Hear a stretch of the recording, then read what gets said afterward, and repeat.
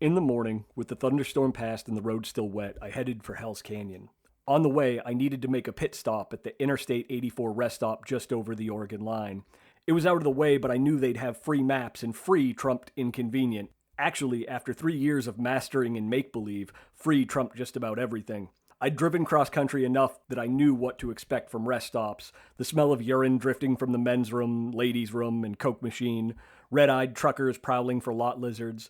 A parolee picking scabs behind the help desk and counting the hours until he has to get back to the halfway house. And a snack machine selling pretzels and studded condoms, both well past their expiration dates. I told myself to get in and out quickly, opening doors with elbows and making as little eye contact as possible. Pulling into the Welcome Center, I was surprised to see neatly trimmed grass, picnic tables under prudent shade trees, and information plaques for drivers to read while their wiener dogs relieved themselves in the grass. Instead of being staffed by a facially pierced, neck-tattooed degenerate who'd offer me a handy and a toot of crystal, the information building was run by two lovely, grandmotherly volunteers who greeted visitors at the door and kindly requested everyone sign the guest book. Apparently, getting someone from each of the 50 states was the height of a retiree excitement.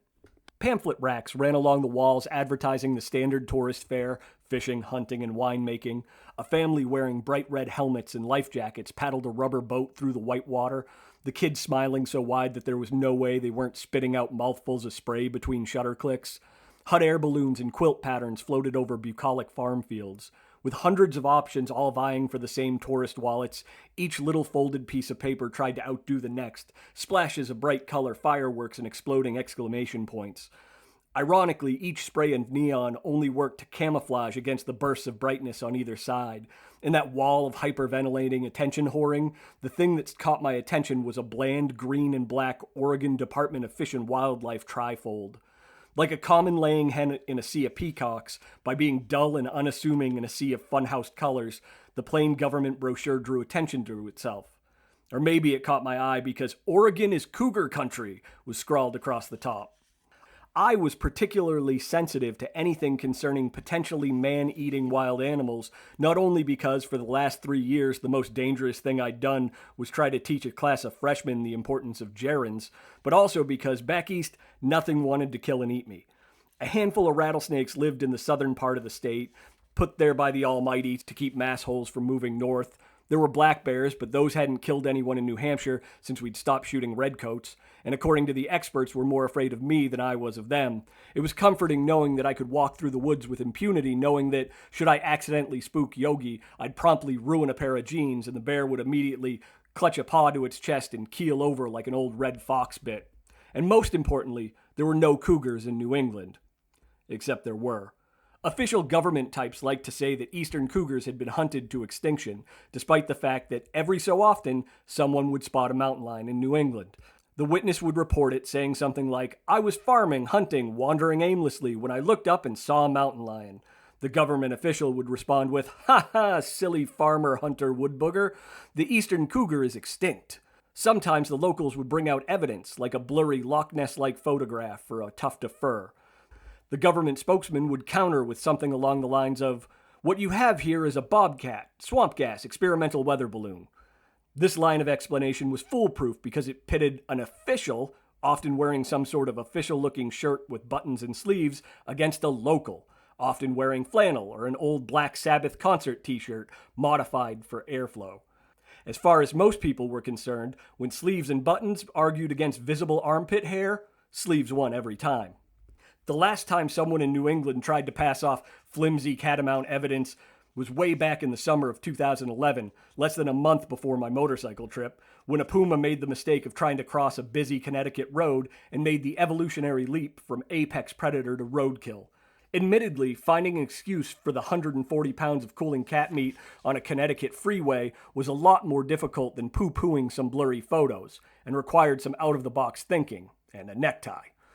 The official explanation for the 2011 Connecticut cougar was that it didn't count as an eastern mountain lion because DNA testing showed that it originally came from more than 1,500 miles away in South Dakota, because when being mauled by a puma, I cared where it got its driver's license. While New England allegedly had a smattering of the giant cats, The Pacific Northwest had them in spades. With visions of being killed by a real mountain lion, I stuffed the brochure in my pack hoping for some sort of anti-mauled to death advice. Armed with my new cougar brochure, I grabbed a complimentary Oregon road map and headed for the canyon. Hell's Canyon was one example of the fact that people in the West knew how to name things. In the East, everything was named like an episode of Sesame Street. Bridges, mountains, and highways were either dedicated to dead presidents or concepts like caring or friendship. But out West, everything was apparently named by a 12-year-old boy with an unsettling interest in crossbows and ninja stars.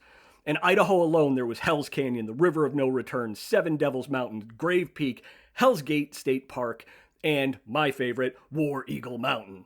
The names were so perfect that you couldn't say them without your voice dropping a half dozen octaves. Try saying War Eagle Mountain without sounding like the announcer for a Michael Bay movie trailer, and you'll pull a muscle deep in your throat.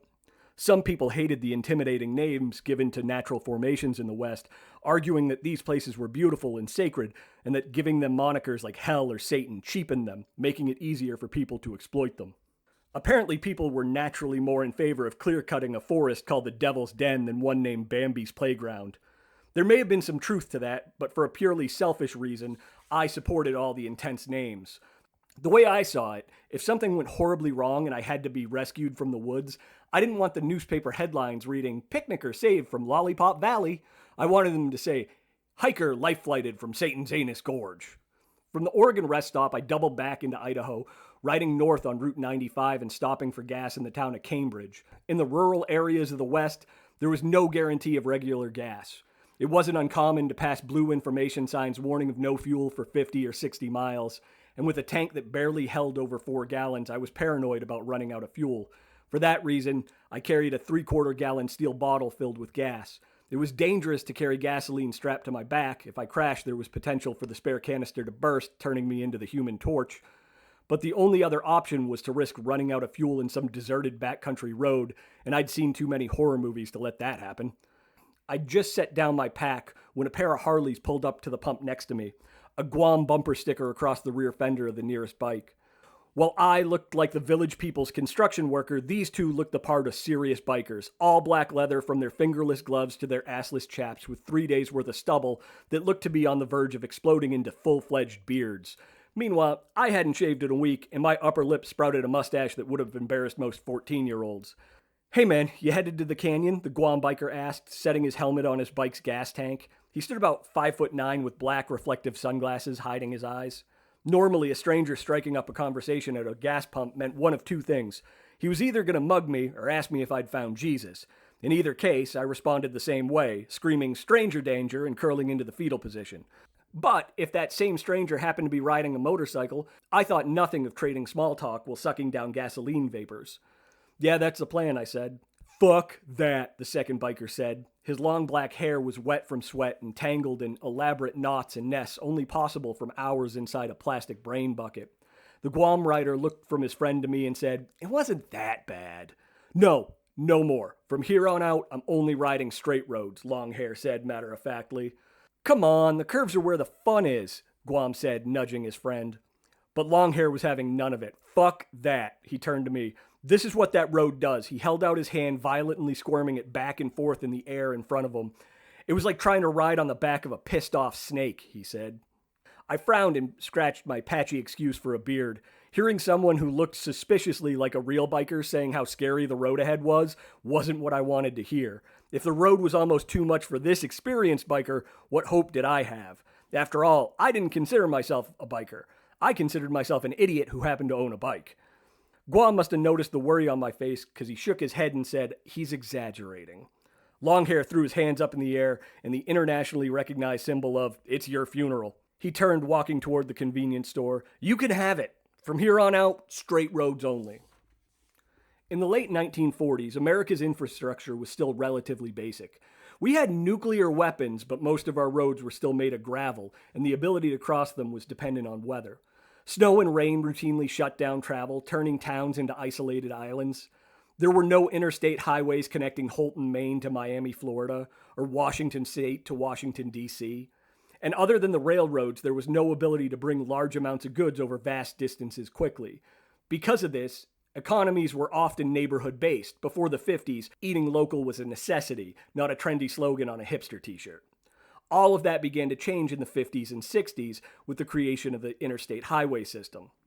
In 1956, President Eisenhower signed the Federal Aid Highway Act, kicking off what would be called the greatest public works project in history. 46,867 miles of interstate highway would eventually cut across the United States. Muddy dirt tracks would be replaced by modern, raised, Autobahn-inspired freeways. These expansive roads would be vital in making America the economic superpower it became in the 20th century. Suddenly, goods could be shipped from one corner of the country to the other. People could live further away from their jobs, and should a real Red Dawn situation occur, the government could move troops and equipment quickly. One of the major reasons Eisenhower, a former general, wanted interstate highways was defense, which explains why the official name of America's interstate system was the Dwight D. Eisenhower System of Interstate and Defense Highways. Wolverines!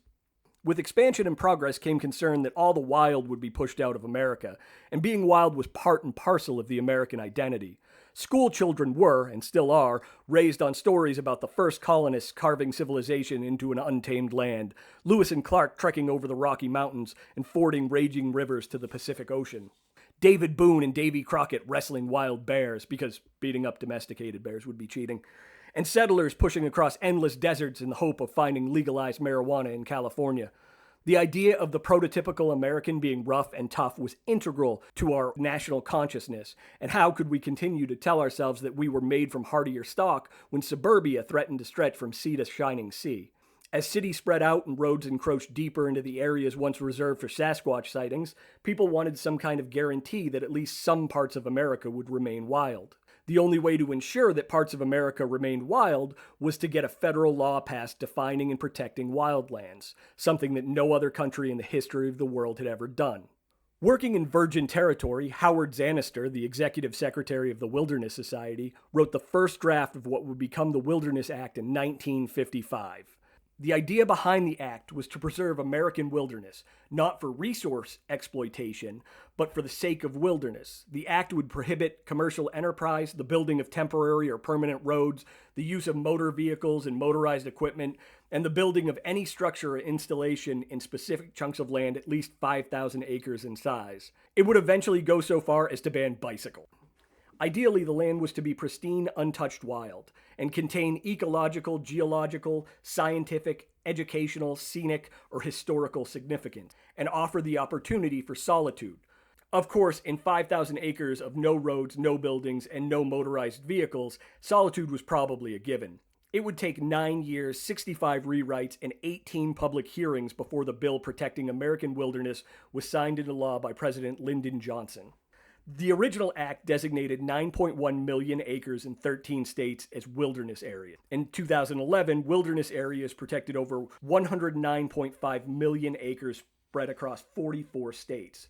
To put that in perspective, the state of California was roughly 99.8 million acres. Hell's Canyon Wilderness, all 213,906 acres of pristine mountains, rivers, and plateaus, was just a piece of this protected land. Riding along the edge of the Hell's Canyon Wilderness area, it didn't take long to realize that the long-haired biker hadn't been exaggerating. The asphalt was well maintained, smooth without any sand washed onto the pavement, but it curved and cut along the hills above the Snake River with no regard for shitty riders or sleepy drivers. Guardrails were almost non-existent despite 20-foot drop-offs to boulders and river below. The sheer cliff face that hugged one edge of the pavement randomly spit rocks the size of baseballs onto the already challenging road. They crashed and bounced across the pavement until finally coming to a rest in the lanes like landmines, just waiting for a tire. If I hit one while leaned into a turn, it could drop the bike, sending me skidding into the rock face or off one of the cliffs that hugged the river. Even with so much to worry about, it was almost impossible to concentrate on the road because the view whipping by my helmet was too pretty to ignore. Red-headed vultures took to the air as I rumbled by. A mule deer foraging along the side of the road, its brown coat perfectly camouflaging it against the dry grasses, picked up its head to watch me pass. Yellow signs warning of bighorn sheep and dangerous curves dotted the shoulder. Towers of cracked black rock loomed overhead. The Snake River, over 1,000 miles long, slowly pushed west below the road, and boats carrying fishermen lazed along the banks. The pavement followed the river, running past the Oxbow and Brownlee dams. cutting across the water, swapping Idaho for Oregon and back again until I finally crossed the 330-foot Hells Canyon Dam. Parking next to the visitor center, I stood on the very edge of the wilderness. I wasn't deep in the wild. There was pavement under my feet and a hydroelectric dam behind me cranking out 391 megawatts of electricity, but I was in awe. Rocks formed by underwater volcanoes 150 million years ago towered on either side of the river, making me feel claustrophobic in a way I wouldn't have thought possible outdoors. Plants rooted in the sheer walls and living off spray from the river glowed supernaturally green against the black volcanic rocks. I attempted to take pictures of the dam, river, and cliffs, but no matter how I angled the camera or zoomed the lens, I couldn't take one that did the landscape justice. There was no way to distill the massive wild into a tiny, two-dimensional collection of pixels without robbing it of its power. I peered down the river as far as I could before it disappeared around a bend, beyond which was 213,906 acres of federally protected mountains, rivers, and plateaus. 213,906 acres that didn't have so much as a dirt road. Standing on the edge of that much wilderness, with the sound of water rushing from the dam blocking out all other noise, the enormity of the wild in the trip I was taking settled on me. Newly secure in my insignificance, I rode away from Hells Canyon Wilderness and into the Hells Canyon National Recreation Area. If the purpose of a wilderness area was to keep the area as pristine as possible, the purpose of a national recreation area was to be used by as many people in as many ways as possible. Temporary and permanent roads crisscrossed the land. Four-wheelers, dirt bikes, and motorboats were all welcomed, and the family-friendly activities of logging and mining were encouraged. Even with the land open to all those other activities, I still didn't see another person for hours, not even in the form of a passing car as I leaned in and out of curves running through the mountains. It was getting late and the sun threw bursts of light through clusters of leaves, speckling the road in a mix of dark shadows and blinding light. It was the time of day when deer were on the move, and I hadn't eaten since leaving Boise, so I was anxious to set up camp. Fortunately, I stumbled on a cluster of campgrounds dotting the side of the road and pulled into one as the sun moved behind the mountains. The campground was basic, a gravel driveway leading to campsites that consisted of a patch of crushed asphalt, a steel fire ring, and a little numbered post. No cars passed on the nearby road. A stream ran along the western border, and the east was separated from the woods by an overgrown field. A wooden shed stood on a concrete slab toward the entrance with the internationally recognizable stick figure symbols for restroom tacked to the door. People with their arms at their sides and their backs ramrod straight, as if anyone in the history of defecation had ever gone to the bathroom like that. Calling it a bathroom was a bit of a stretch, as there was no sink or running water, and the toilet was simply bolted to the floor over an open cesspit. Tiny vents high up in the wall did almost nothing against the smell in the 90-degree heat. Next to the bathroom was a brown wooden sign and a steel tube cemented to the ground with a slit cut in the side. As soon as the motorcycle stopped, a ravenous horde of mosquitoes as thick as sea fog descended. They were on me before I had a chance to kill the engine, the first few bloodsuckers ticking against my helmet's face shield as I worked the chin strap free. With no one monitoring, staying in the campground was done based on the honor system. You picked up a payment slip from a box on the sign, found an empty campsite, put $6 in the envelope along with the number of the site you were staying at, and stuffed it through the little slit on the side of the metal post. The system was idiot-proof. Unfortunately, I wasn't. I wanted to be a fine, upstanding citizen. After all, you had to be a special breed of asshole to stay in one of these campsites and not pay the fee when it was so obvious that they were getting by on a shoestring budget. I had every intention of paying the full amount, until I pulled out my wallet and realized I only had 3 $1 bills and a couple of 20s. As it turned out, my desire to be a fine, upstanding human being stopped short of paying $20 for the privilege of sleeping on hard, cold, crushed pavement, while a million swarming mosquitoes hovered outside my tent. Digging in my pockets, I pulled out a mix of pennies, nickels, and lint, and stuffed it all along with the 3 $1 bills into the little envelope. The hole in the metal tube was just big enough for a flat envelope containing a couple of bills, but clearly wasn't meant to accept my lemon-shaped wad of loose change and lint. When I tried to feed the overstuffed envelope through the slot, it immediately wedged against the metal tube, crushing the paper and refusing to slide. I yanked the mangled paper out of the slot. Stupid piece of crap. Relax. There's no rush. You have all the time in the world. I hadn't eaten since my granola bar breakfast, and mosquitoes were landing on my face, neck, and arms so quickly that it felt like being caught in a malaria-flavored rainstorm. I petted the envelope, smoothing the coins inside so that they laid equally distributed and flat. As gently as possible while being mauled by a cloud of bloodthirsty mosquitoes, I fed the overstuffed packet into the tiny slot. Halfway in, it jammed to a stop. God damn it! I tried to pull it back out to start again, but the slot's metal edges bit in, holding tight.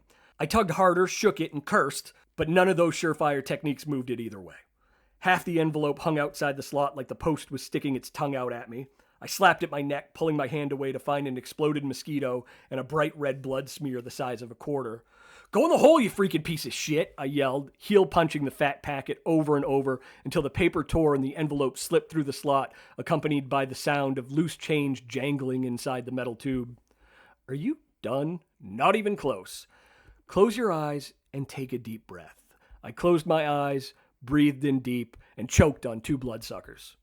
At my campsite, I hooked up my stove in the ever-present insect cloud and set a pan of water to boil for a dinner of Quaker instant oatmeal. I hated oatmeal, instant or otherwise. I'd known I hated it when I bought it. I'd known I hated it when I packed it. But it was cheap and light. 2 key qualities for this trip.